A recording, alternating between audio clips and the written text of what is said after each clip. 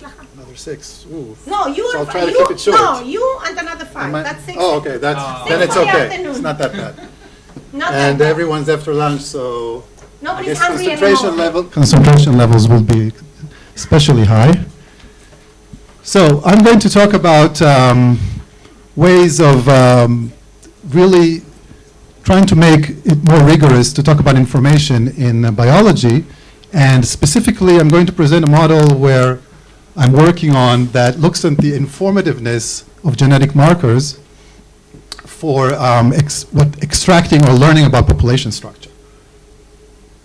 So in population structure, these are two plots, PCA plots, which are very standard in the field, that look at samples from, genetic samples from various populations and try to see whether there is some inherent structure in them. And so you have a highly dimensional data that is being here collapsed into 2 dimensions. And as you see, for instance, on the left, you see that there are various populations. They're each colored differently. That's actually done after the fact because we know the source populations. But this is just to show you that there are different types of structure on the right. On the right plot, there is seems like less structure. And on the left, there's more inherent structure. So there are 2 notions. One is called classification, which belongs to supervised learning, in which we try to find a classifier that would separate two populations, or that will allow us to classify unknown individuals or samples into 2 forms. So you create a classification, a classifier, which may be sort this line there on the left. And on the right side, you see a plot of just samples without any what's called class labels. So they evidently come from 3 separate populations or somehow different populations, and a clustering algorithm would just try to give attributes of populations to each one of the samples so that this would be one population, this would be another, and another. Another interesting concept that is related is the high dimensionality, the high dimensional nature of this type of data. So here we have what you saw before in the previous slide, but in 3 dimensions, just for display purposes. And on the left, I just drew a really toy scheme of what happens when you go from 1 to 2 to 3 dimensions, just mathematically. You see that if you have 2 populations, for instance, these represent 2 populations, so their overlap, if you just look at 1 dimension, that's the line, the overlap is about 1/3 of the total area or length. And if you just expand them while keeping them at the same distance, there's what's called population distance, just how close these things are, then you see that the overlap is about a quarter of the area. And in 3 dimensions, you already see that it's even less. It's something like 1/5 of the area. So that's kind of the effect of high dimensional data that allows you to extract more information as you sequence more loci in this sense. So in conceptual terms, you can people measure population structure by all sorts of measures, which are very simple measures, which practically are averaging out of the information or looking at each genetic locus, each location in the genome, or each set of variants at one time. But the information that we can extract from a whole set of genetic data is much more than can be described by simple measures of population structure. And what I'm interested in is capturing the information that can be used for ancestry inference. So generating some sort of mathematical model, a mathematical expression that can give you a sense of how much information there is from a set of data, for instance, from various populations, to infer ancestry of unknown samples. But there are also similar problems which I'm looking into, but I'm not going to talk about it for time's sake in this talk, about the information for extracting clusteredness and the information available in just a single sample about its own ancestry. So these are the two last things I'm not going to talk about.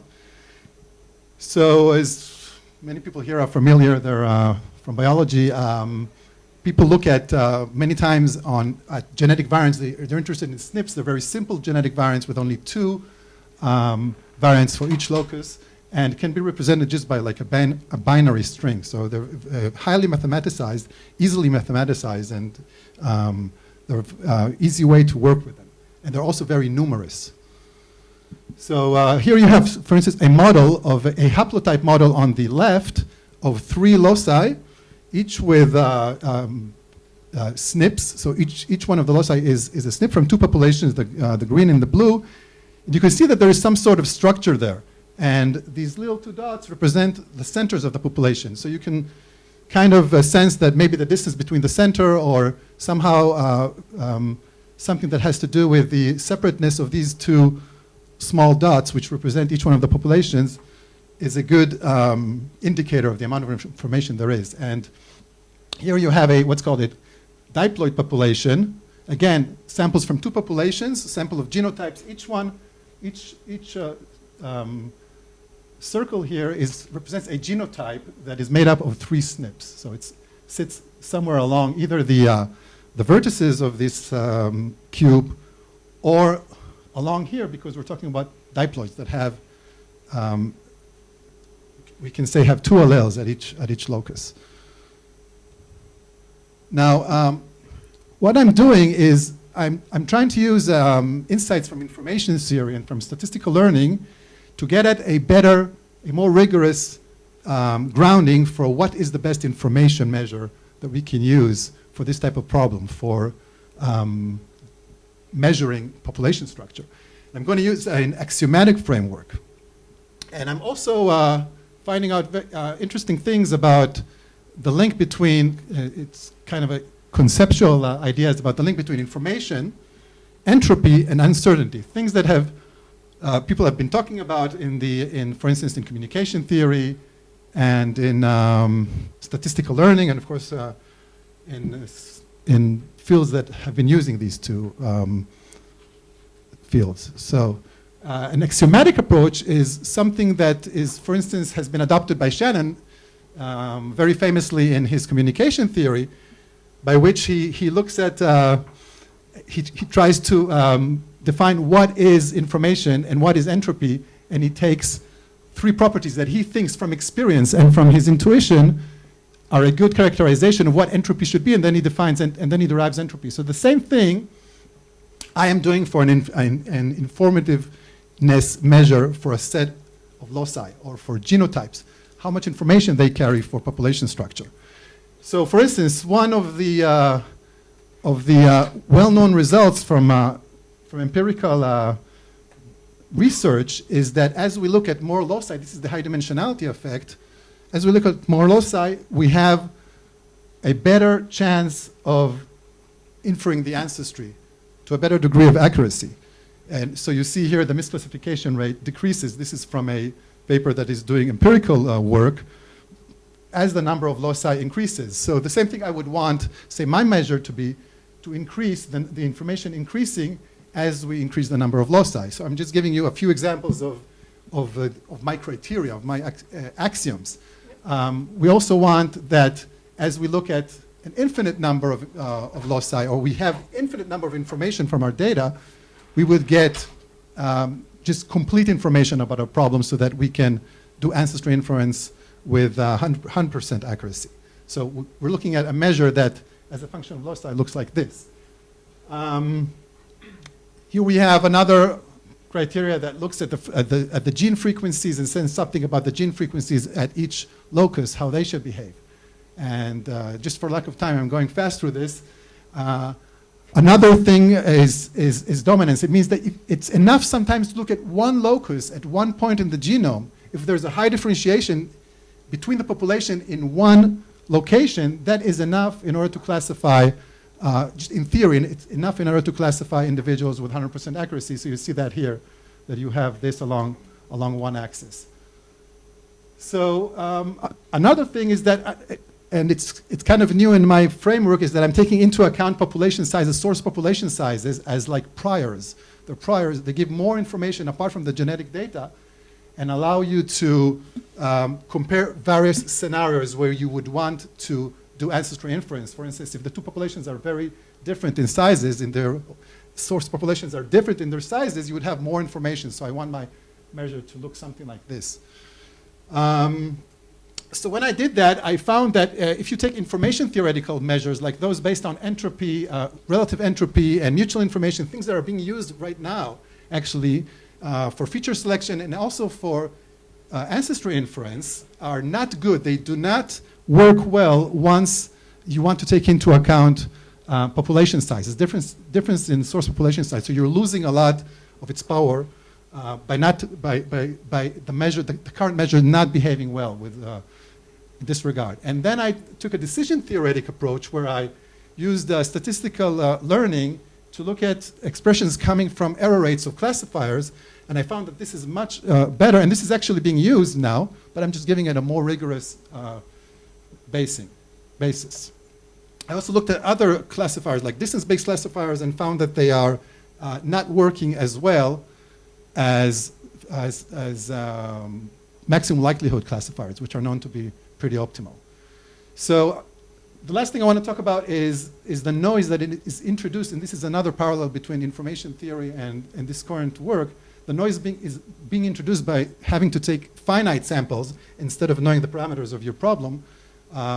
So the same thing happens here, and for this I expand my measure to include the effect of finite sample sizes. So in conclusion, what I produce is firm extramatic basis for the notion of informativeness, for assessing population structure in general, and I show that the current measures are not appropriate if you want to take into account what's called population priors, and that some classifiers for this sense are more suited than others, and it's possible to give some sort of a scale on classifiers.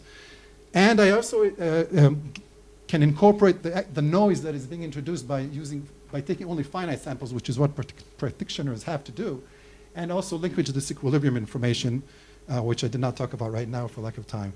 So, thank you. Any questions? To what extent can this be extended to looking at disease states or phenotypes? Sorry? To what extent is this model applicable to extending beyond ancestry to like looking at Phenotypes. To what extent is it applicable to phenotypes? yeah, to like Right, so as this model stands right now, it is not applicable to phenotypes. For phenotypes, you have to have what's called a quantitative model for phenotypes for linking the genetic model to the phenotypic model. And that's actually kind of like an invited question. That's actually one of the things that I'm working on right now, is seeing how this applies, how this work applies to looking at phenotypic distributions between populations. And this is actually work that some other people have been attempting to do. But for that, you need much more information in order to extend the model to the phenotypic. You need to know the association, first of all. If you want to do empirical work between which loci are associated with which phenotypes, then you have to have a good enough quantitative model of how the phenotype is affected by the genetic substrate. Yeah.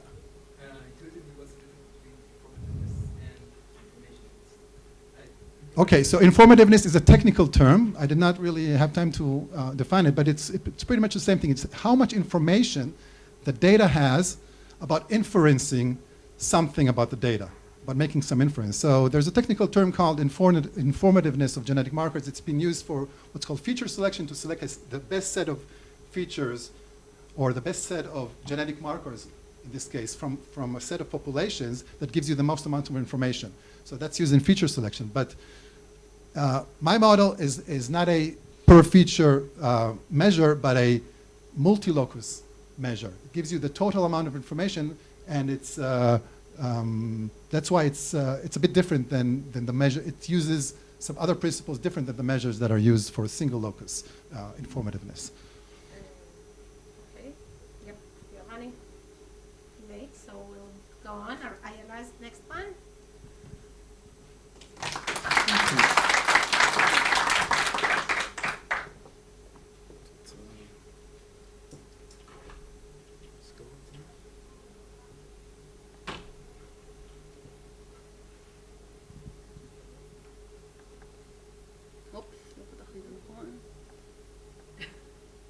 ראיתי שניים, פשוט זה בלבל אותי.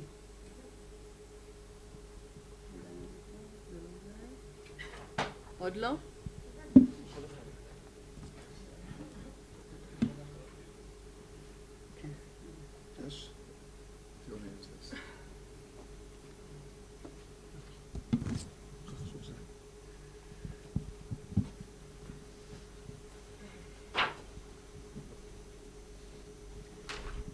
Okay, so my field is behavioral economics, which is on the border between psychology and economics. And the goal of behavioral economics is to better understand how people actually behave in economic context, which is basically everything. Every decision context is an economic context. And the goal is such that we will be able to create new models of behavior to replace all the classic models that made unreasonable assumption on human behavior, to replace it with better descriptions of how people actually behave. So I would like to tell you today about how I think people reason in a complex competitive environment. And maybe I'll show you some evidence to support my theory, but it's kind of new thoughts. And it's all based on a joint work with Ariel Rubinstein, and he will join us this evening for dinner, so we will meet him today. So as an example of a complex competitive environment, to understand what I mean by that, let us consider the Colonel Blotto game, which I asked you to play online before this meeting, and most of you actually played it. So we'll talk about your choices later. So the game, for those who didn't, a player in the Colonel Blotto game is asked to play the role of a colonel. So he has 120 troops in this example, and he has to assign the troops and the soldier into 6 battlefields. And it's the night before the battle, so he sends the troops, and they will meet the troops of the enemy tomorrow in the morning. So the general, the colonel, he doesn't know what the enemy is doing right now, but he would like to split his troops across the 6 battlefields in a good way, such that he will be able to conquer many battlefields as more as possible. And the rules of the game, when you play it online and not in reality, is that you win if you assign more troops than the other one to a particular battlefield. So in every battlefield among the 6, if you have more troops than the other one, then you get 1 point. Otherwise, you just get 0. So if it's a tie, both players get a 0. So in the version that we ran as an experiment, and also you played against yourself, the structure of the game is actually of a tournament. So you choose a strategy and you play with this strategy against all the other participants in the tournaments, and you accumulate points. So you can get 5 points against someone and then 4 points against someone else, and you accumulate the points. And the winner in the tournament is the one that have the highest score. So this is a very cool game, and it's really easy to describe the game, but it's actually a complex game to think of. So an allocation of the battlefields across the 6 across the 6 battlefields is called the strategy. And in this game, there are about 250 million strategy to think of. So obviously, we cannot go over all the strategy and to think, okay, this is better than this is, and how we form a belief on what other people are going to do. And even if we know what other people are going to do, and you have some distribution of strategies that we think that other people are going to use, how can we calculate what is best against that, what is the optimal thing to do? It's very complicated.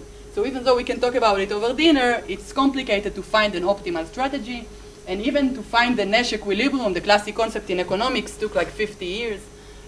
So it's, this is why this game is interesting for me to study.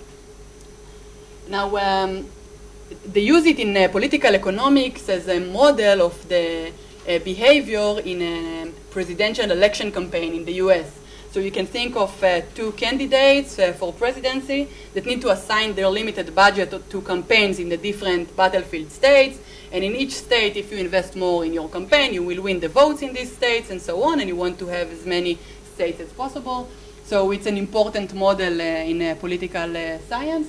And also you can think about this game as a model of just a decision of how to allocate resources in an R&D race. So 2 firms compete and both try to invest in research and development, but there are few projects that you need to decide about. And so you can think about many interesting real-life application of this game.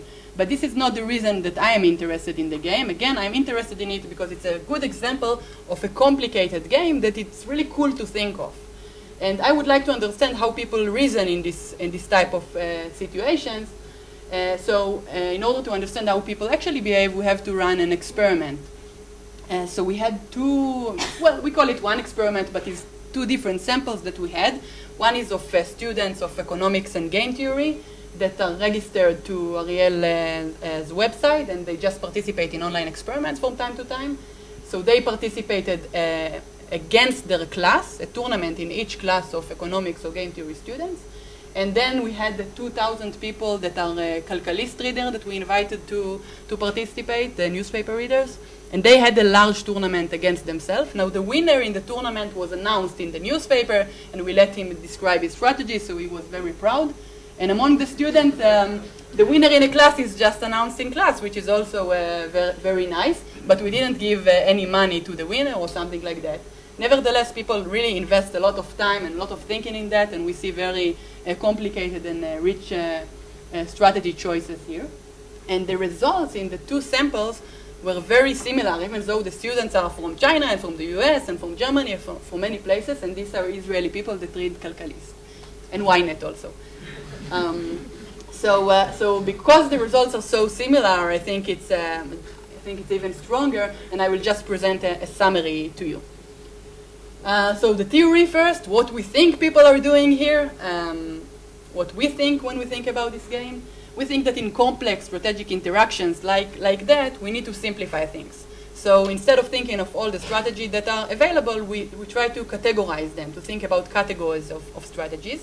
And we call it thinking in dimensions. So we think about the dimensions or the features that we think are important in the strategies. What other features other people are going to choose, and how I respond to it in a smart way, and so on. So I know it sounds very abstract, what is a dimension, what is a feature of a strategy, but it will become clear in a second. I will just show you what are the dimensions that we think are relevant in this game, in this particular game, and you'll see it's very, very natural. So the first dimension that we think people think about in this game, and we have some evidence for that, is the number of reinforced fields. In how many battlefields out of the 6 I would like to concentrate my troops, to put most of my resources.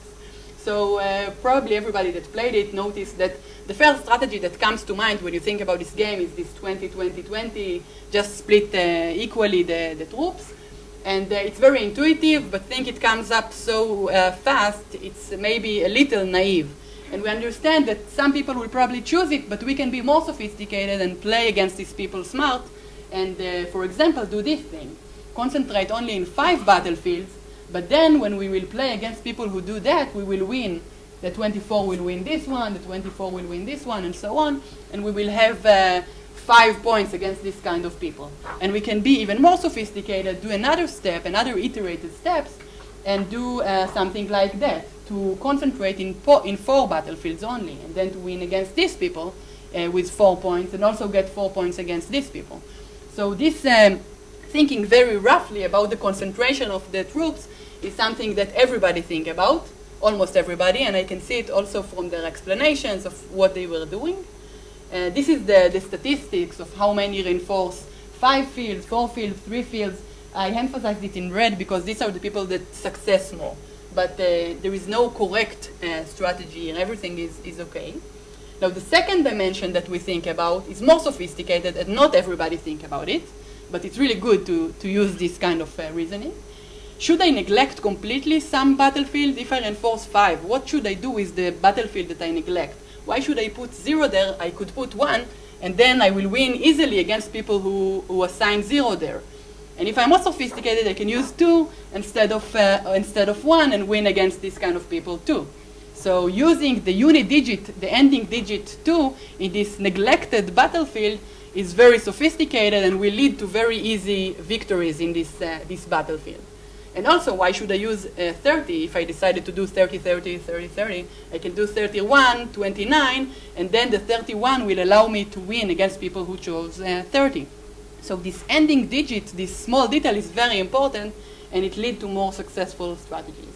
And 45 people didn't think about it at all and used multiples of 10 only. But 30–40% did think about it and used the unit digit 1 and 2 and were very successful, and they spent more time on the problem and so on. And the last final dimension that we think is relevant is what is the order of the strategy? Should I concentrate in the middle or the edges? What should I neglect? And people did various things, and again, there is no correct answer, but the first and the last field are usually weaker. People tend to neglect them, tend to put less troops there. So if you use this understanding, you can again be more successful. And indeed, in the 2 tournaments that we ran, we had the same winning strategy, 2, 31, 31, 31, 23, 2. So they used the unit digit 1 and 2, the ending digit that we talked about. They almost neglected the 2 ending, the first and the end battlefield, and they reinforced 4 battlefields according to the first dimension. And all the successful strategies, the first 10 or 20 strategies were like that, where they had this structure of thinking about these 3 dimensions. So it leads to a good performance too. Now the winning in this tournament that we ran are Dudu, right? You are the winner. Everybody should know. Dudu is very impressive because his strategy was actually also, it was ranked number 9 in the large tournament of the thousands of students. So you could be successful there too. So it's very impressive. Yoav Sagi, until Dudu played the game, you were the winner. So it was the dynamic was interesting. And Reshef, his strategy is too complicated, it's too sophisticated because he knows game theory. So he probably thought that many people are going to reinforce 4 battlefields, so he reinforced 3 battlefields, and he did everything right. So you were very sophisticated. I was very impressed by the strategy that you chose, but not enough for Reshef to win still. But I was very, very impressed. Now it's all very cool. This game is very nice to talk about and so on, but now I think that the interesting question is, the big question is whether it's relevant for other kind of contexts and not only for the Blotto game. And this is what I'm doing these days. I'm studying other contexts and I'm trying to see if I find traces for multidimensional reasoning also in other contexts. So I don't have a thank you slides because I'm not polite, but I'm very happy to be here. Thank you. Questions, Manuele. Is the winning strategy the best strategy of the big tournament? The winning strategy here, you mean? No, in the big tournament, is the winning strategy the best possible strategy? Yeah, we try to simulate it, and to find another strategy, and there is nothing better than that. And also the reasoning, this 3-dimension thinking explain why there is no better strategy. So we try to play it with maybe 3 at the end instead of 2, and these kind of things, and we ran thousands of strategies, and nothing beat it. Again? If everyone do game theory, would it still be the best? So these are people that study game theory, but students. I think we should, there were some tournaments like that in game theory conferences, so it was a little different, but the same type of reasoning occurred there too. Yeah. You asked him to do like exactly the opposite of all the advices of the education. Still. Oh no, I didn't think so. I thought He didn't neglect anybody. he didn't neglect, but He didn't lose one of them. So he didn't concentrate. Right. He Right. didn't even concentrate everything in the middle. yeah. So about the order is less important, and I think it's less significant for being successful. But reinforcing 4 battlefields, which he did, is the most important dimension. And assigning 10 is a waste because you can assign 3 and have the same score. I think it's a waste, but it's still good because with 10 you win with a very low cost against people that didn't do anything there. With such a good strategy, you could afford to waste something. Yeah, exactly. So Yoav is the real winner of the. No. Well, the last question, because we are really running late. So the optimal thing to do has to do with the distribution of strategies of the other players. Of course, yeah. So if you try to ask what would be the bound on how many samples of playing against other people I would need to play to actually get a sense of what is the distribution of strategies that people use, is that relevant to the regime where the game is being played? I mean, is it that people actually learn something about the other players and then match the strategy? So I don't know. They just have a prior to think, oh, this is what I think people will do. Yeah. It would be very different. I don't know. I'm actually now studying a dynamic of this game with also communication between people that they give advice to each other, and I will know more about that, about the dynamics. It's very interesting, but I don't know about it. No. Yeah. Thank you very Okay. much. Our next presenter is Benji Rosenthal.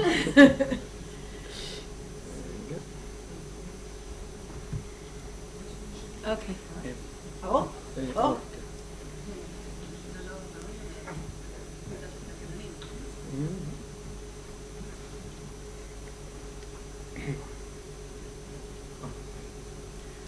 Hello, my name is Benjamin Rosenthal, and I'll talk to you about a unique marine model for hematopoietic stem cell transplantation. Well, the Bacillus schleseri is a tunicate, and it's a unique evolutionary link between the vertebrates and the invertebrates. As a larvae, it's a tadpole that settles down and makes a colonial animal that has blood vessels between the individuals in the colony. But what is unique about this model is that when it has a naturally occurring transplantation, when two individuals of different genotype meet together, they can either reject, as it happens to us, or they can fuse. And the fusion is through the blood vessels, and they create a chimeric animal.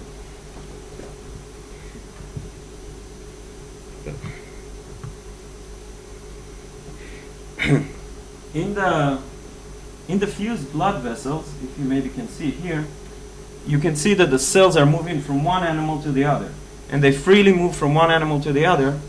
And what is interesting that in this chimeric animal, the stem cells are competing between themselves who will start building the new tissues of this chimeric animal. So we use this in our laboratory as a model also for a histocompatibility, the transplantation phenomena, and it's also the stem cell transplantation because it's stem cell based. So in our lab, we work on hematopoietic stem cell transplantation. So let's look at the human hematopoiesis. We have hematopoietic stem cells that can create all the blood different cell types. We're talking about red blood cells, macrophages, different lymphocyte types. And our idea is to use the Bacillus as a model for it. So first of all, we need to understand the Bacillus hematopoietic system so we can use this model in the hematopoiesis. So in order to understand the Bacillus hematopoietic system, the first stage is to differentiate the different cell types. So for that we use flow cytometry, and the flow cytometry analysis is giving us a single cell level analysis. And here you can see that by size and granularity and autofluorescence, we're not going to go into all the parameters, but it's without any staining, we can isolate 11 different cell populations. But some of those populations are still mix of cell populations, and we want to start with a larger number for our analysis for the hematopoiesis. So to further differentiate the cells, we use the screening of different antibodies, lectins, fluorescent activated enzymes, and we also did the bioinformatic cluster analysis to be able to differentiate. So for instance, if this is a FACS plot, this is small lymphocyte-like population. Here in the cluster analysis, we can see that we can differentiate it further to 4 different population types. So eventually we created a panel of 6 different markers that gave us 34 different cell populations of the Bacillus. And I'll show you. So this is a picture of Bacillus unsorted cells in light microscope. After taking it through our panel, we can differentiate the cells. So those are representative out of those 34 populations. So we collected those different cell populations and did gene expression analysis so we can understand which genes are expressed in these unique cell populations. And from that we can understand the relations between the cells, the potential of the differentiation, and of course we can assume what can be the functions of those cells based on the genes that they express. But functions, you need also functionally test them and not just the genes that express. So for that we created the functional assays. We did the phagocytosis, immune cytotoxicity, chemotaxis. It's when immune cells are going to infect the tissues. But what I want to show you, it's a functional assay that is actually close to what we're checking in the transplantation. So here we took two different animals. I hope you see the fluorescent well. Differentially labeled them fluorescently, as you can see here in green and red light. And after fusion of a blood vessel here, you can actually follow the cells that are going from one animal to the other. And not only that, you can look in vivo, in the live animal, where those cells are going in the developing organs. And over here you see a developing bud, and this is a young developing bud, and you can actually see where the cells are going into the tissue and develop, and we can now check which cells are they. Not only that, we can use this to isolate the cells and to measure the exact level of the transplantation, and that way we can screen for different genes that we assume that can affect the transplantation. Oh, thank you. Did you see the movie before? Well, yeah. Okay. So it's still work in progress, and the next steps are to finish the analysis of the gene expression of the population, and taking together that with the cluster analysis to create the hematopoiesis and differentiation tree of the Bacillus, and then to validate it using the functional assays and also differentiate transplantation assays. So let's say we have a branch and we have a precursor cell, so isolate it, label it, inject it, and after a few weeks collect it, and to see if the cells that we assume are differentiated from this cell, actually to see the markers on those cells. Well, I would like to thank my advisor, Professor Erwin Weissman, and the people from the lab working with me on that project. Mark, who I work with on the bioinformatic analysis, Shiyu, that we did together the screening of antibodies by Zaitov, and I would like to thank the funding fellowships, of course the Rothchild Foundation Fellowship, and I would like to thank you for listening to me. And if you're in the area of Asilomar or Monterrey visiting, you can come to visit.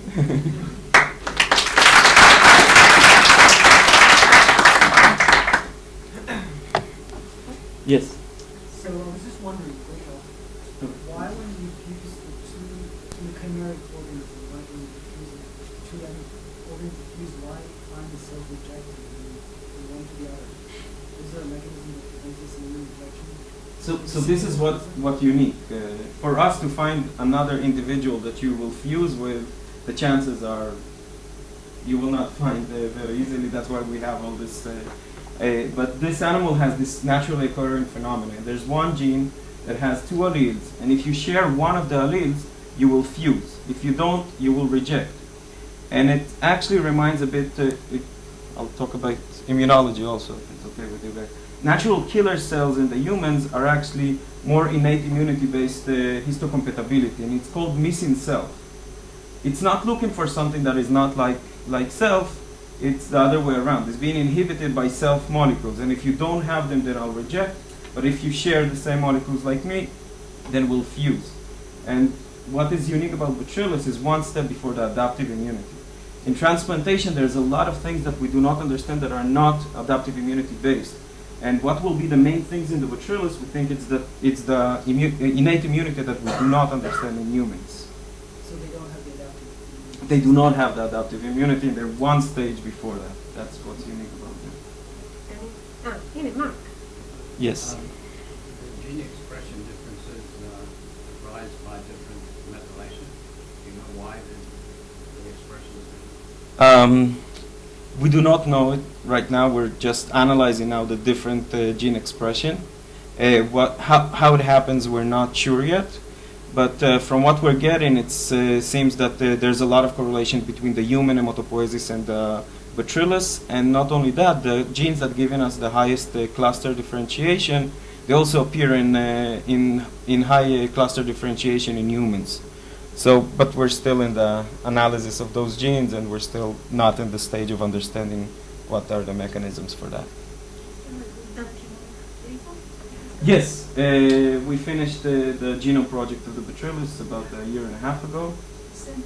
I was not part of that, I'll be honest with you, but I'm glad to use the tools.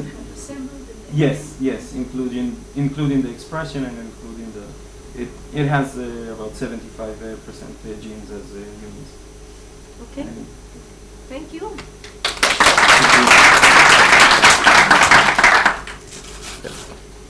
The next. So our next presentation is by Danny Neftin.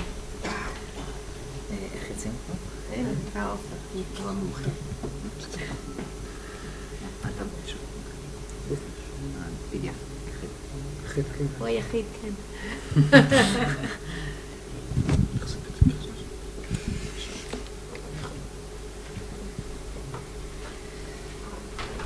Okay, so let me start by thanking everyone that was involved in organizing this event.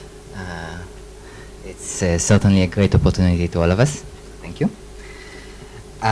So I'll start with describing groups or group theory and what are they good for. So the starting point here is the notion of symmetry. So it's a central notion both in art and science. And I guess in science it's central because once you see symmetry in some object, you can often explain a lot of other properties of it using those symmetries. So let me just give one example of what do I mean by symmetry. So take this chemical compound which corresponds to ammonia. So it has nitrogen and 3 hydrogens around it. It has 3 symmetries. So what do I mean by symmetries? It's just transformation of the space which keep the body the same. Okay, so here we have 3 symmetries. One which is the identity, you just don't move anything. The other one is rotation, clockwise, and another one which is rotation counterclockwise. Okay, so there are 3 symmetries. Other compounds have more symmetries. You can have various groups of symmetries. So the collection of symmetries is called the group, usually. And luckily, mathematicians already classified all possible symmetries of all possible groups of finite groups of symmetries in 3-dimensional spaces already in the 19th century by Klein. It's a famous result. So those are used quite a lot in chemistry because once you know the structure or the symmetry of a certain compound, you automatically know other properties of it, like dipole or things like this. But I'm not qualified to speak about the applications outside math, I guess. I think I'll focus mostly on the applications inside math and number theory. Okay, so yeah, of course it's also groups are applicable in many sciences, physics, for example, in special relativity and Lorentz transformations. But I'll just stick to applications inside math for now, and I'll explain why in a few seconds. So although the 3-dimensional groups of symmetries were already classified in the 19th century, there are symmetries which are not 3-dimensional. They are 4-dimensional or more. And to describe those, mathematicians introduced this very abstract notion of a group, which is it's just a set of elements together with a multiplication map. So just a map from G cross G to G. It's multiplication in a very wide sense. For example, in this example in which the elements of the group are just the rotations. And what does it mean to multiply a rotation by another? So if it's exactly composing the actions. So you rotate with the first rotation and then rotate with the second rotation, and that's the result of the multiplication. Okay.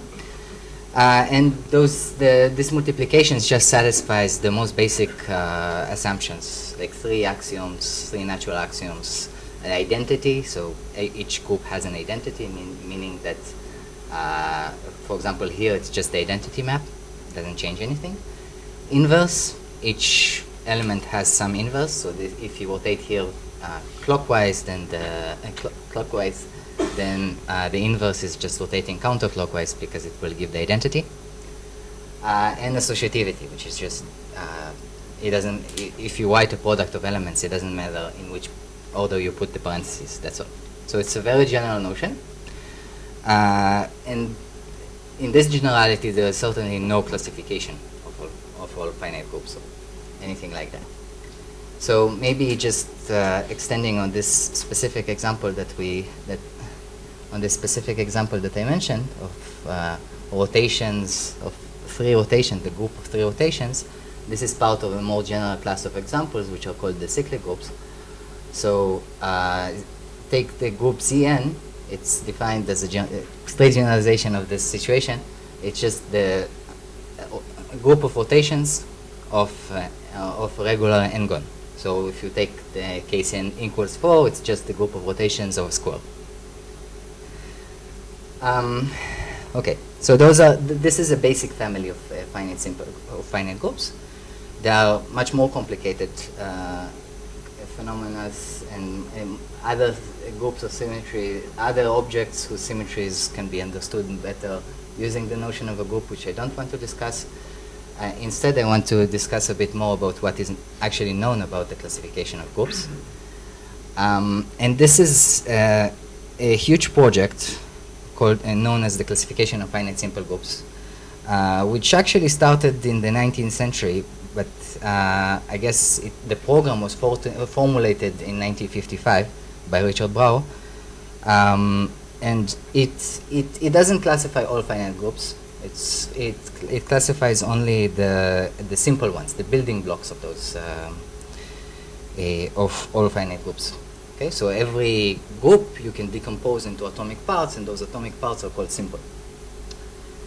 And it's a huge project. It's like our Mendeleev table, and I guess it's one of the greatest mathematical achievements of the 20th century. At least this is how it's called in this New York Times article. The title of that New York Times article was a group of mathematicians worked themselves out of job, meaning they finally achieved the purpose of the goal of this project. But it's actually far from being the truth. Those mathematicians have much more work now in using this classification of the building blocks for the theory of all finite groups.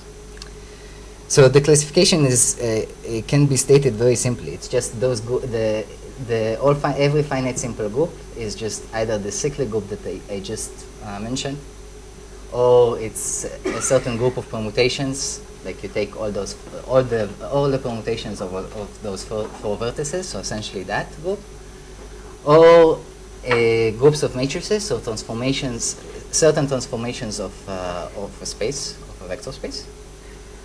Or there's a list of 26 explicit exceptions. Okay, so I won't go into I won't give much more details. Instead, I'll discuss how it's applied to number theory, or describe the original problems in number theory where it's applicable. So yeah, I don't want to go too much into the methods, but just to say that similarly to this example that we saw in chemistry,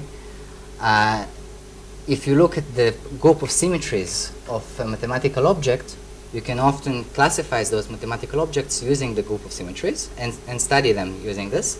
And this was the idea of Galois already in the beginning of the 19th century.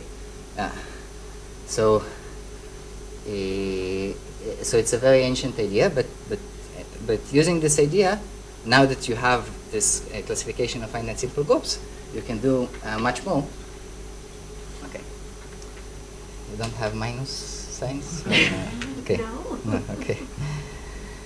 Great. So maybe just one question in number theory. So number theory is an ancient, a very ancient subject. this is, I guess, one of the reasons it counts as one of the hardest subjects inside mathematics. So just one sample question, for example, is how many rational squares does a polynomial take? So that's a polynomial. It's just a generalization of a quadratic equation or third-degree equation, just a sum of monomials with some coefficients. And the question is just if you substitute rational numbers, how many squares does it get?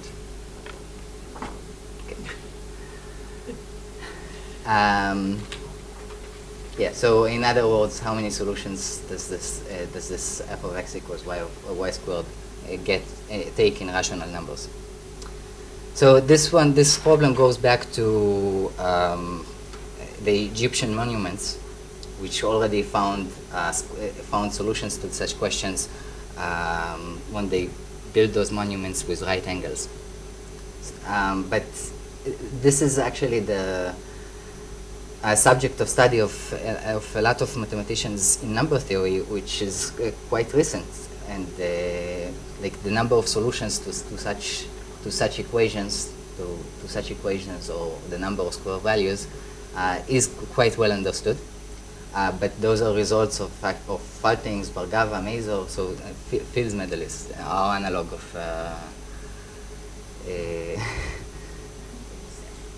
when? Nobel. Yes, our analog of the Nobel Prize. Yes, and let me. So I'll be brief, but so the more general question here is actually not when f of x equals y squared, but when does two polynomials share values? How many values can two polynomials share? Not only y squared. That's a more difficult question. And I'll skip this, but yeah, I chose not to state the result in the greatest generality, but rather state it in the way it can be understood most. And it actually in this form, the result is actually due to mostly undergraduates. And I guess the reason they could prove such a fantastic result, which is I think very appreciated by the mathematical community, is because of the classification of finite simple groups. So once you have this very powerful tool, at least we know how to apply it right now in math. You can get, for example, answers to exactly this question: when does how many values does two polynomials share? And this is a characterization of when does two polynomial maps, f and g, share infinitely many values. It says exactly. It classifies exactly all those pairs. I won't go into the details of what pairs are there. So stop. Sorry.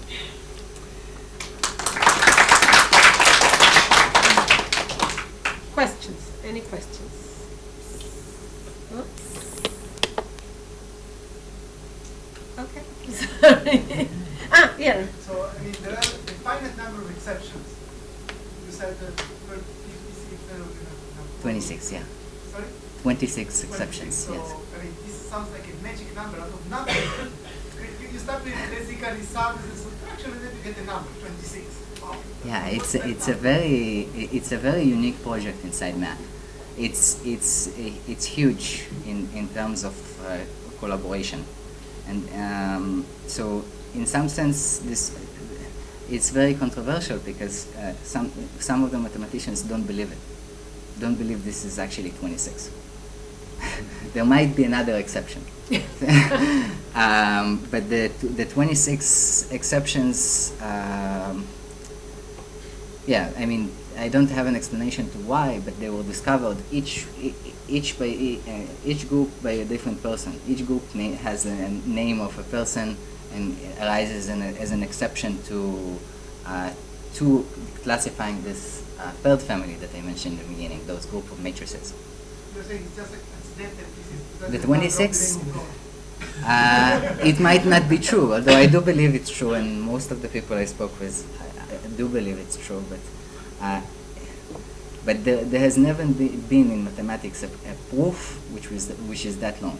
So it's So right now there is a second generation proof for exactly this classification. People are trying to get to such a proof, which one can actually follow all of it and verify. So that's it's a very controversial proof. Okay. Thank you very much.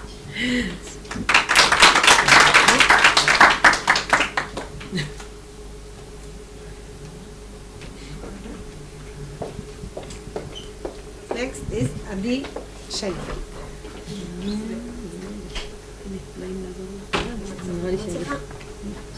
בוא נראה שזה לא להסכים. בסדר? כן, איך אני מעבירה רק? אנטר פשוט? כן, יש לי. יש לי כזה? שמה קדימה? זה? קדימה, כן. Okay. Hi, so I can talk about combining optics and ultrasound for biomedical imaging, and I'm gonna talk a little bit about the method, the imaging method I'm using, and then give you one example from my PhD work at Tel Aviv University and another one more recent from my postdoc at Duke University, so that's why I have two symbols.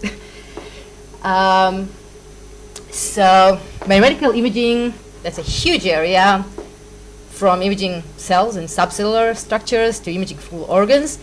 But very generally, we can say that we would like, in most cases, to get first high resolution, or at least high enough relative to the target that we want to image. If it's nanometers, a few hundred of nanometers, if we want to image a cell, or you can settle for a few millimeters if you want to image full organs. We want a large penetration depth in the tissue. So it's not so important if you want to image a cell outside the body, but definitely if you want to image inside the tissue. You usually want to get structural information. You want to know the shape of the target, the different layers within the target. But in many cases, you also want to have functional information. For example, we want to have metabolic information like what's the level of oxygen in the blood or the blood flow. We want to have molecular information like specific markers for cancer, like receptors that are expressed in mainly on cancer cells, or the tissue composition like melanin, hemoglobin, collagen, or other molecules.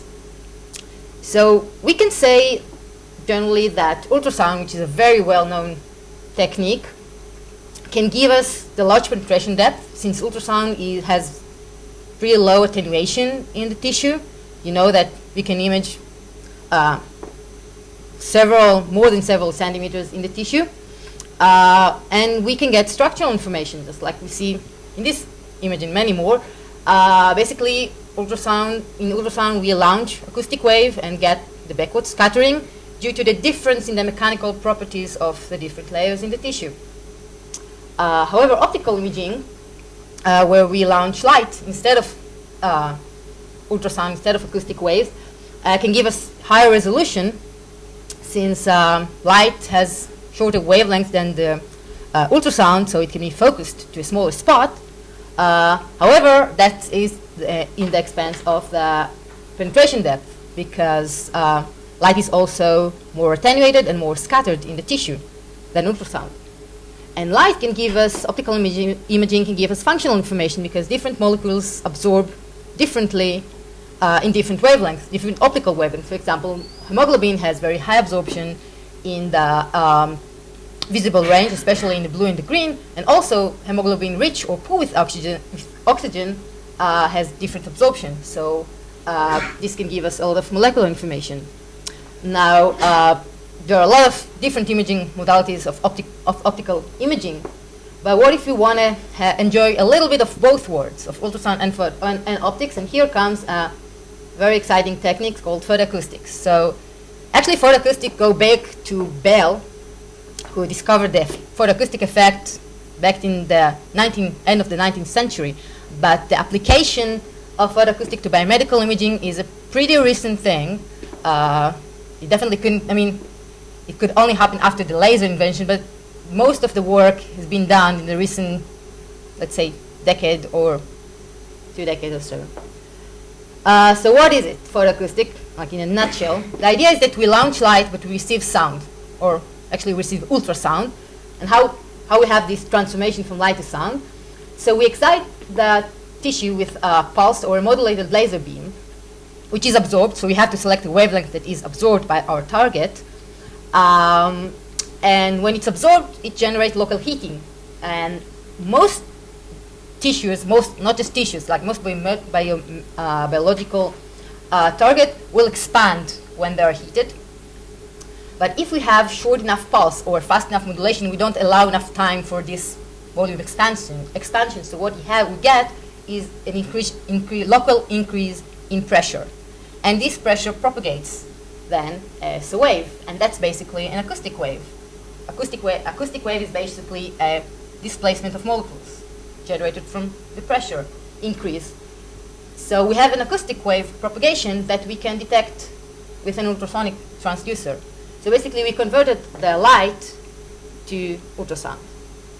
And what do we get from that? So these are nice images, examples of different targets from cells to organs.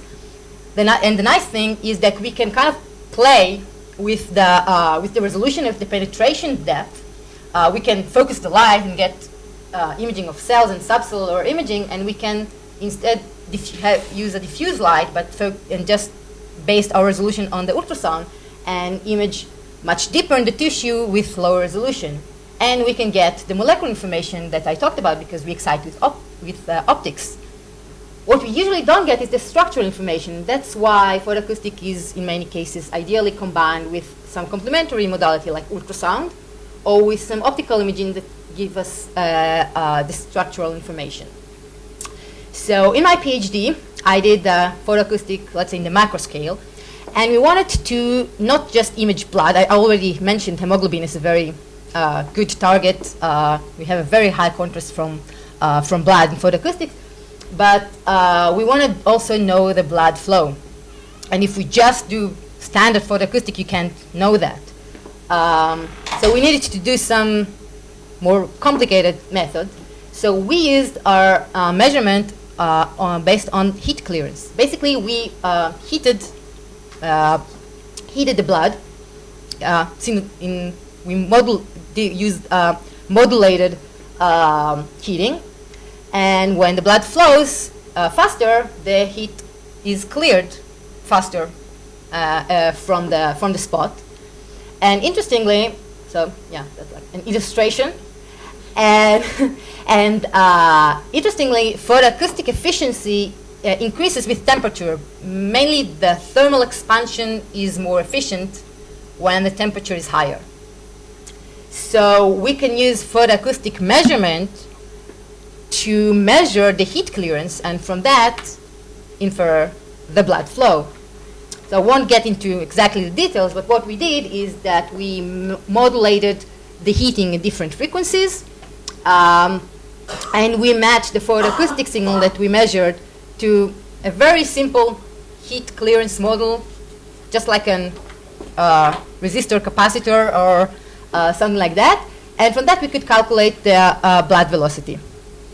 What I do now in my postdoc, I moved to very much smaller scale, to the microscale, trying to image cells, and in particular cancer cells, that we tag with gold nanoparticles. We already heard from Kathy about nanoparticles. Here we're talking about gold nanoparticles that are non-toxic and also have very high absorption, that you can, based on their shape and size, can tune to a specific wavelength. And the nice thing, you can functionalize them with antibodies that bind specifically to certain receptors. And of course, we chose receptors that are highly expressed on cancer cells, on skin cancer cells in our case. And I already talked about combining photoacoustic with something that can give you also the structural information. We used a method called quantitative phase imaging. Basically uses the fact that light propagates a little bit slower when it passes through the cell than through the surrounding media. So we get a change in the optical phase, and this is proportional to the cell thickness. We can get the structure of the phase, and from the photoacoustic we can get the molecular information. Basically, we can target the gold nanoparticle. So, to some nice images. So we got, on the top you can see the phase image, you can see the structure of the cell. On the bottom you can see the photoacoustic image that we got, and you can basically build a 3D quasi 3D structure from the phase image and put a photoacoustic intensity on top of that. So we know that this cell is tagged with the nanoparticles, and we also know what's the structure of the cell, and we also did the control, of course, without binding nanoparticles. Then you can see only the phase image, but you get no photoacoustic signal because you don't have a target. Nanoparticles, we also repeated the same thing with red blood cells, and here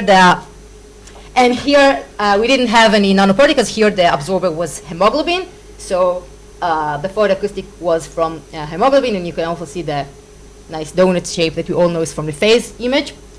And now we're going to do that also with another wavelength, so we can also get the oxygen level in the blood cell, and hopefully hopefully classify red blood cells and use it also for classifying blood cells with certain diseases. I didn't get into the engineering part, but just the last thing I want to mention is that also something unique that I'm trying to do is develop photoacoustic systems that are relatively low cost and compact. So photoacoustic, everybody say that the optical imaging, the nice thing about it is much cheaper than relative to MRI, for example, but still most photoacoustic lasers are about at least $100,000. So I'm trying to use laser diodes that are hundreds of dollars and ultrasound transducers that are a few dollars. So it's very challenging, but I think it's very exciting to try to get nice results from not the most fancy equipment that you can find, and explore, of course, also more applications. So that's it. I want to thank the Rothchild, of course. I also didn't put a thank you note. I want to thank the Rothchild Fellowship and for the nice, really great opportunity to be here, and also my postdoc supervisor at Duke, Professor Adam Wax. And thank you for listening. Questions? Oh, Kathy. Very cool research, thank you. What is the wavelength that you use of your laser? Okay, so it's really basically you try to tune your wavelength to your target. So if you want to, for example, if you want to measure oxygen level in blood, you want to have, and that's also okay. You want it to have also high absorption.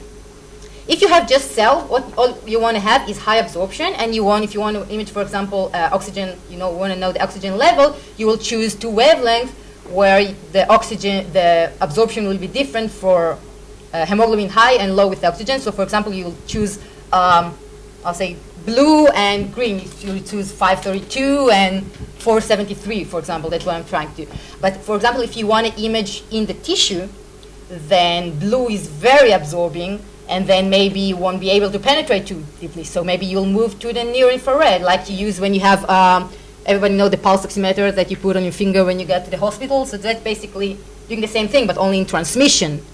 Because you have, in the pulse oximeter, you have basically two laser diodes, and you have a receiver here.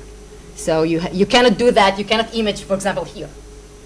You don't have you need to have a very short path length. But they use the near infrared and I think a red one or close to red. So it really depends. On the gold nanoparticles, we used green because we took spheres. But if we, for example, we chose different nanoparticles, we could choose different wavelengths. So also, depending on if you use laser diodes, for example, you don't have all the wavelengths. So you have constraints on that clearly. Could you imagine using multiphoton imaging? I'm not using multiphotons. There is some. Could you try and do that? Yeah. Well, so recently, when in every field when it expands, people try to go to more unique things. So I know there is more nonlinear photoacoustic research in the last 5 years or so. So I think there's also talking about trying to do like multiphoton. The thing in multiphoton is you have less signal.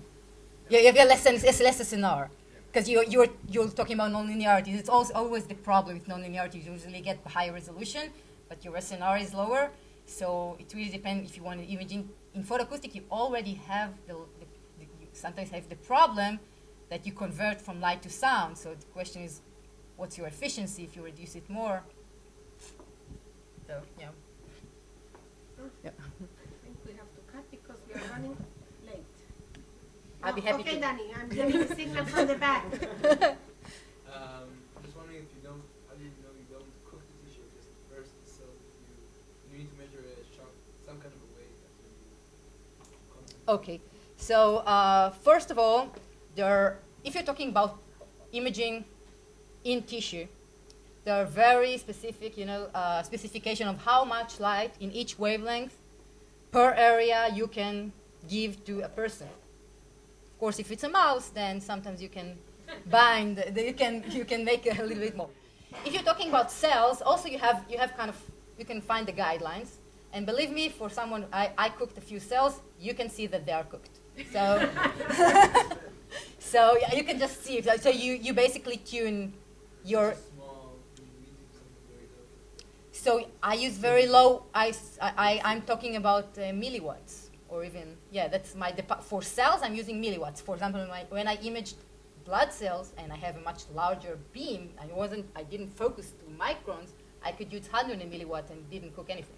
inside that you need to rate the phonons without making any small perturbations. So, well, it's all about. Usually, the guidelines are always what's the wavelength, because different wavelengths are absorbed differently. For example, in the near infrared, you can give more power than you can give in the blue, for example, and it's depending also on the area. It's also always the fluence per area. When you focus more, you have higher intensity per area. You can cook with a lower intensity. So it really depends on the application. Okay. And our last one. I'm trying to see if it works because we had some.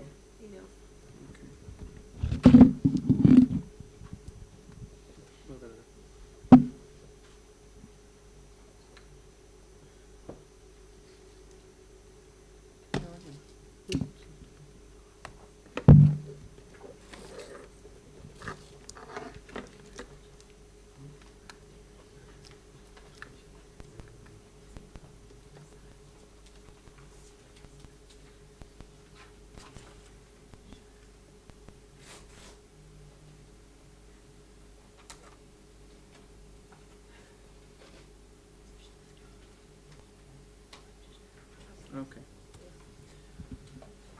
Okay. Thank you everyone for inviting me and for having me here for the talk. Now it's gone. Okay. So aging is one of the most fascinating and fundamental questions in biology. However, it's also one of the most challenging ones to model in the lab, specifically because it involves interactions of multiple organs and systems throughout a very long period of time, basically throughout the lifetime of the organism. In order to study aging, researchers are using short-lived models such as yeast, worms, and flies.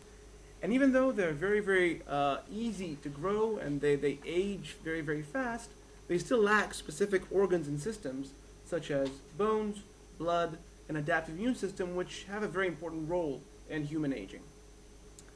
On the other side of this axis, we have mice and zebrafish, and even though they're very strong genetic models and that represents human biology very, very well, they live for quite a long time. As you can see, 2.5 years, and zebrafish can reach up to 5 years, which is very similar to the lifespan of a postdoc. So if you want to do several experiments, one after the other, you're kind of stuck. So when us and other labs try to think of a way to bridge this gap from the fairly long-lived vertebrates and the non-vertebrates, and we decided to develop the African turquoise killifish, which is a very naturally short-lived vertebrate, between 4 to 6 months. And what I wanted to do is basically try to make this non-model organism and take it all the way from a genome to a phenotype, and mutate it, generate diseases, and so on. So let me tell you a bit about this animal. It comes from Southeast Africa, specifically Zimbabwe and Mozambique, and it lives in these seasonal ponds of water, which basically arrive after the brief rainy season. And the problem is that after a few months, it looks like this. So the fish is well adapted to this ever-changing environment, and what it did basically is, what it did is basically develop a very, very fast life cycle. So everything is accelerated from sexual maturity to breeding and eventually also death.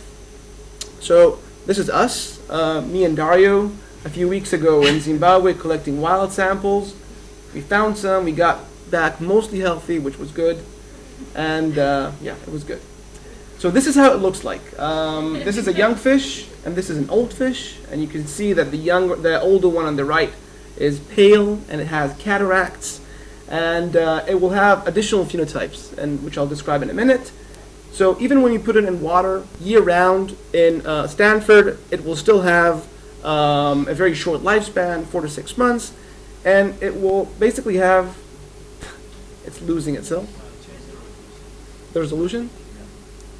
Okay. I don't know how to do it here. Okay.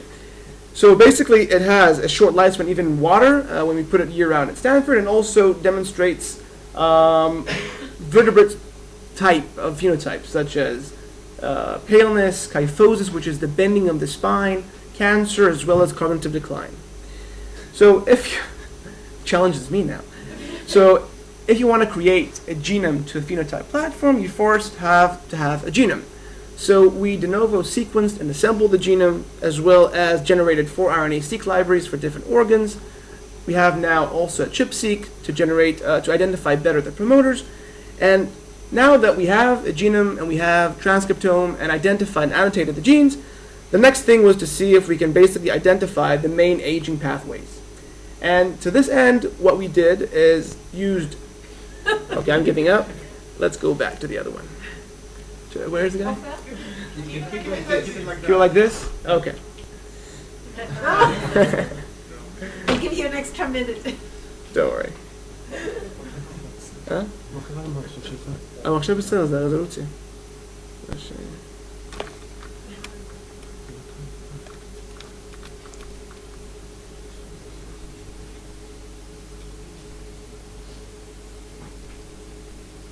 טוב, בוא נחזור למחשב השני. תעשה כפתור במילה דסקטופ. כפתור מילה דסקטופ? אפשר לשאול שאלה? כן, בטח. How do you measure cognitive decline in fish? Come again, sorry? How do you measure cognitive decline in So it's actually very simple. No, what you do is basically there's known tests that you can teach a fish how to avoid, for instance, a negative stimuli, and you couple it with light. So you shine up a red light, and then you add the stimuli afterwards. And what will happen is that after a few cycles, the fish will learn to couple between the red light and this negative stimuli, and it will learn, even just by emitting this red light, it will flee away. So what will happen is that with young fish, they will keep on learning quite nicely. With old fish, they will reach plateau, and they will not learn as well. Wow. So, and there's additional... So there's additional things that you can do. So you can measure memory, you can measure additional aspects that actually relate to brain function.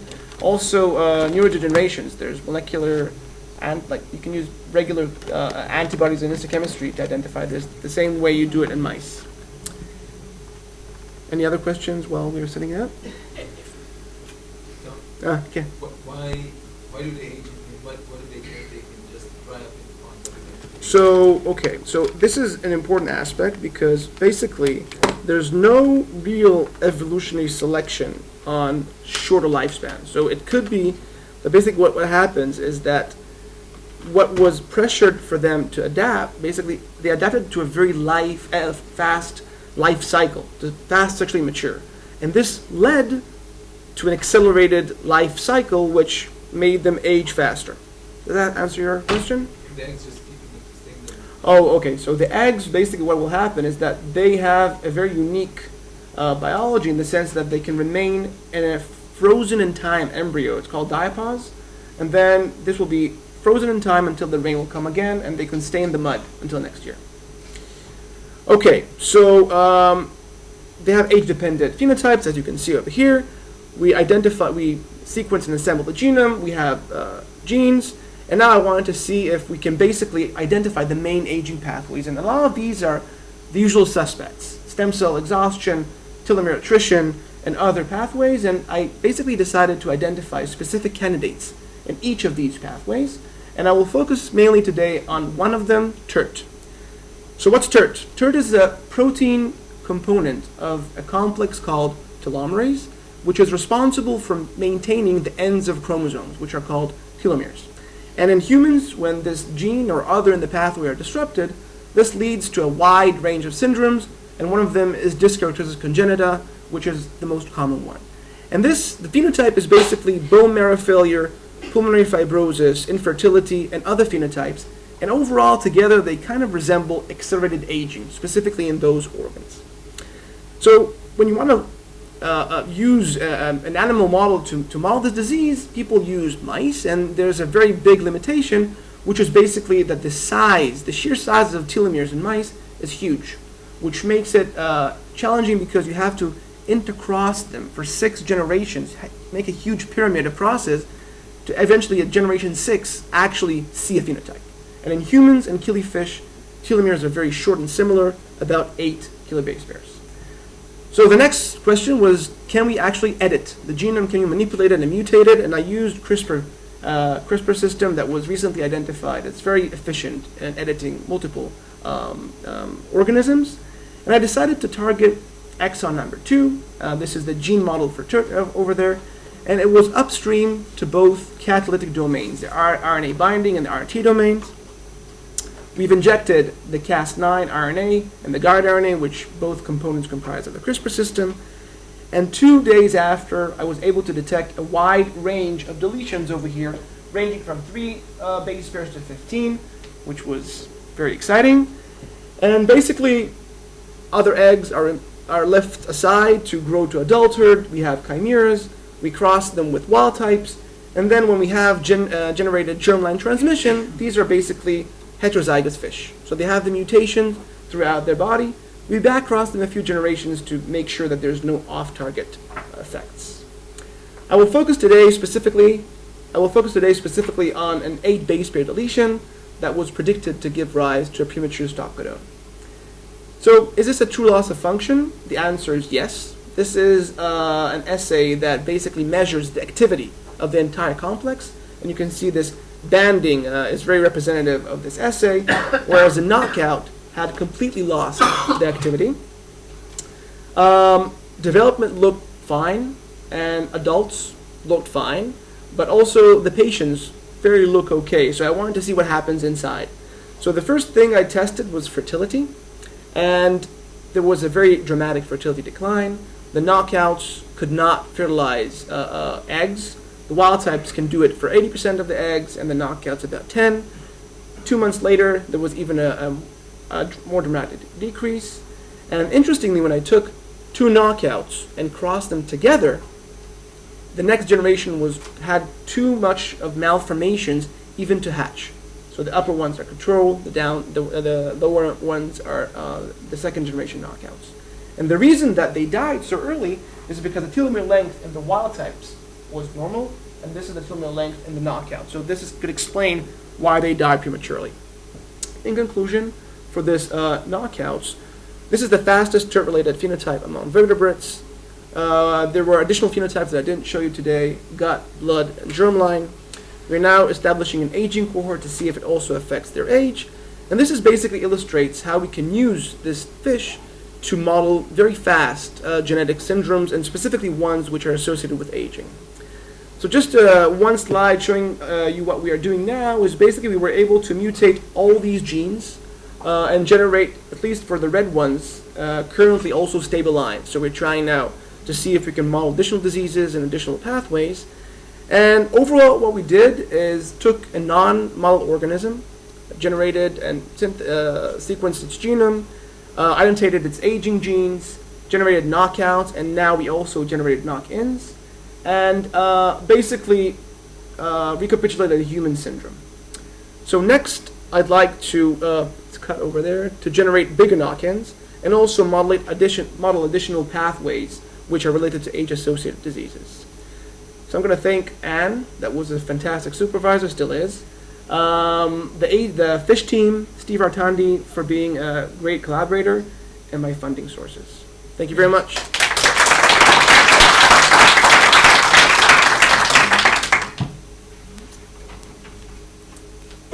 Do we have any questions, or shall we? Yes. Yes? Okay. So you said that if they water runs out, then they go to the young ones going to The embryos can basically go to that. So that would probably mean that when they're born, then there will be no adults around. So Yeah, that's true. So this would mean a species that in the sense has to learn everything from scratch and has no Sure. adult supervision. Sure. But that's the case in fish. In most cases, I mean, there's several fish that keep their young, but other fish lay their eggs and leave. So is there a clear signature of the ones that actually grow without supervision in terms of how fast they need to learn things, and so Okay. in a sense become adults behaviorally earlier, not just in terms of physical. Right. So phenotypically, we know that the ones that went through diapause and one that did not go through diapause, there are several physiological differences in them, but they're very, very subtle. But we don't know exactly if there's any behavioral consequences to it. Yeah. I don't know if it's possible, but if you overexpress telomerase enzyme, can you extend their life? So this was done in mice, and people tried to use a gain of function, like overexpression in a knockout background, and it in some ways protected them from some diseases, but also gave them cancer. So I mean, there's a balance between those, but no, not yet. But fish are basically more.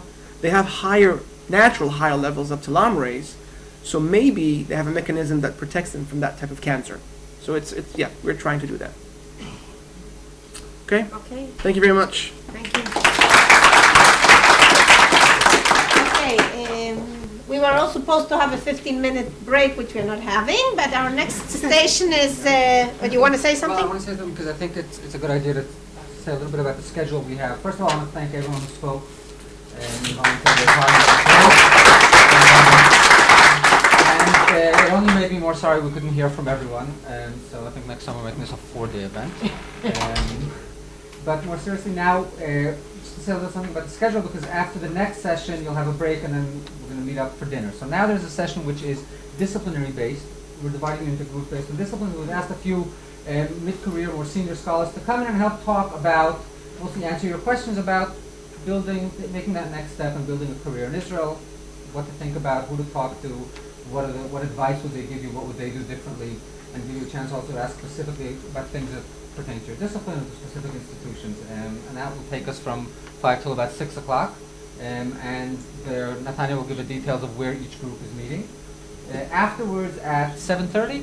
7:30. Right, 7:30 we're meeting for dinner at the museum, the Israel Museum. And there we're being joined by the new cohort of Rothchild Fellows, the ones who are about to leave on postdoc, so they can hear from you how much fun it is and what a wonderful experience By Rothchild Prize winners.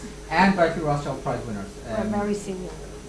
Rothchild Prizes are the senior prize we give out. These are sort of